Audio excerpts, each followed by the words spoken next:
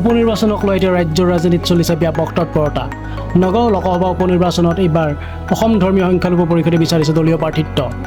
আজি ধৰ্মীয় সংখ্যালঘু পৰিষদৰ এক গুৰুত্বপূৰ্ণ কেন্দ্ৰীয় সাংগঠনিক সভাত অনুষ্ঠিত হৈ যায়।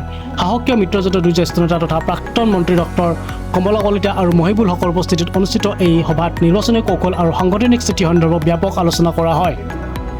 আমাৰ যোৱা 22 জুলাই তাৰিখে আমবাৰী কেন্দ্ৰীয় কাৰ্যালয়ত আমাৰ এখনি বৰ্ধিত কাৰ্যনিৰ্বাহক সভা হয়। অসমৰ 15খন জিলাৰ পৰা 140 জন আমাৰ কৰ্মী আহে আৰু তাত আমাৰ বিভিন্ন প্ৰস্তাৱ লোৱা হয়। বিশেষকৈ আমি এই সভাত পবিত্ৰ কৰে আমাৰ সভাপতি আনোৱাৰ হোসেন ডাঙৰীয়াই আৰু অগপৰ ভাতৃ সংগঠন অসম ধৰ্মীয় পৰিষদে অসম বিৰোধী সংগঠন আসাম ভূমিপুত্ৰ গণমঞ্চ আৰু প্ৰাগজ্যোতি দাবিয়ান পৰিষদক নিষিদ্ধ কৰাৰ আমি দাবী উত্থাপন কৰিছো।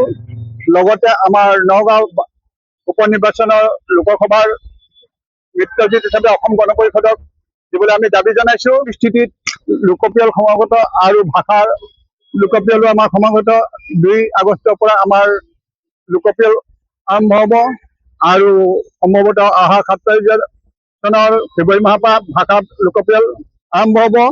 এচাম অসাধু চক্ৰ সংগঠনে যেনে আসাম ভূমিপুত্ৰ গণমঞ্চ আৰু প্ৰাগজ্যোতি দাবিয়ান পৰিষদ নামে দুটা পাবদ্যতা সংগঠন আহিছে। তেওঁলোকে আমাৰ সংখ্যালঘু জনগণক বিভ্ৰান্ত সৃষ্টি কৰি বঙালী ভাষা ক'বলৈ উচ্চদিন যোগাইছে। আমি ইয়াক বিৰোধিতা কৰিছো আৰু চৰকাৰক বেন কৰিবৰ বাবে এই সংগঠনক বেন কৰিবৰ বাবে আমি দাবী উত্থাপন